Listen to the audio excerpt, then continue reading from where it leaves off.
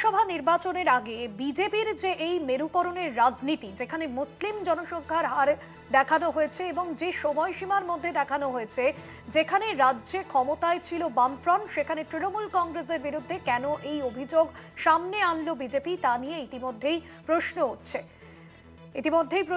বিধানসভা নির্বাচনের আগে বিজেপির এই যে মেরুকরণের রাজনীতি, তাকে কেন্দ্র করে বিজেপির যে এই ভূমিকা, সেটা যে অনেকটাই ব্যাকফুটে নিয়ে গেল বিজেপি নেতৃত্বকে, এবং পরবর্তীতে বিজেপি এই বিষয়টাকে কিভাবে নির্বাচনের আগে সওয়াল দেবে তা নিয়েও কিন্তু ইতিমধ্যে প্রশ্ন উঠছে। 2001 থেকে 2011 সাল পর্যন্ত রাজ্যে ক্ষমতায় ছিল বামফ্রন্ট। তৃণমূল ক্ষমতায় আসে 2011 সালের মে মাসে। মুসলিম জনসংখ্যা বৃদ্ধির হার 102% বেশি।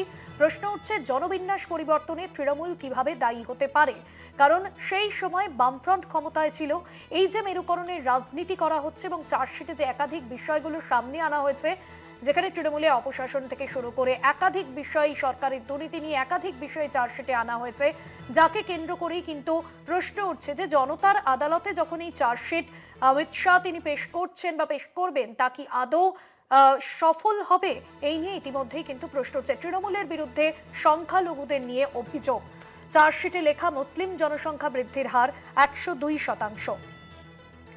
জনতার আদালতে তৃণমূল কংগ্রেসের বিরুদ্ধে বিজেপির চার্জশিট। গত 15 বছরের অপশাসন নিয়ে তৃণমূলের বিরুদ্ধে চার্জশিট পেশ। বিজেপির একাধিক বিষয় নিয়ে চার্জশিট সামনে এসেছে। যেখানে বিজেপির চার্জশিটে জনবিন্যাস পরিবর্তন ও তোষণ নীতির অভিযোগ, তৃণমূলের বিরুদ্ধে সংখ্যালঘুদের নিয়ে অভিযোগ। বিজেপির চার্জশিটে লেখা মুসলিম জনসংখ্যা বৃদ্ধির হার 102% বেশি।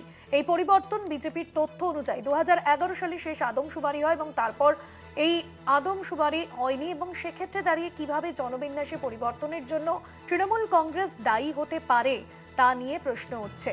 বিজেপির চার্জশিটে এই তথ্য নিয়ে ইতিমধ্যেই প্রশ্ন উঠছে। 2001 থেকে 2011 সাল পর্যন্ত রাজ্যের ক্ষমতায় ছিল বামফ্রন্ট। তৃণমূল ক্ষমতায় আসে 2011 সালের মে মাসে। জনবিন্যাস পরিবর্তনে তৃণমূল কিভাবে দায়ী হতে পারে, এই বিষয়ে ইতিমধ্যেই প্রশ্ন উঠছে। বিজেপির চার্জশিটে এই তথ্য নিয়ে প্রশ্ন উঠছে। বিজেপি নেতা রাহুল সিনহা রয়েছেন আমাদের সঙ্গে ফোন লাইনে। আপনাদের তরফে যে চার্জশিট এসছে সামনে, সেখানে যে সময়সীমা বলা হয়েছে, সেখানে বামফ্রন্ট ক্ষমতায় ছিল। এবার সেই জায়গা থেকে যে বিষয় তৃণমূলের অভিযোগ যে মেরুকরণের রাজনীতি করা হচ্ছে, কি বলবেন? না, তৃণমূল সবসময় নিজেদের গায়ের দিকে সব টেনে নেয় কেন? তার মানে ঠাকুর ঘরে কে আমি কলা খাইনি, চোরের মন বোচকার দিকে, এই যে কথাগুলো, প্রবাদ বাক্যগুলো কতটা সত্য, এই ঘটনাই তার প্রমাণ হচ্ছে।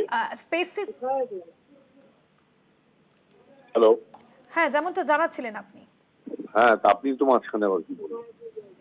তো যে কারণে আপনার পরিষ্কার ভাবে আমরা বলতে চাই যে এই যে পরিসংখ্যানটা দেওয়া হয়েছে, পরিসংখ্যানটা সিপিএম এর আমলে, অর্থাৎ সিপিএম যে কুকর্ম করে গেছে, তৃণমূল সেই কুকর্মকে আরো ব্যাপকভাবে পশ্চিমবাংলার মাটিতে শুরু করেছে।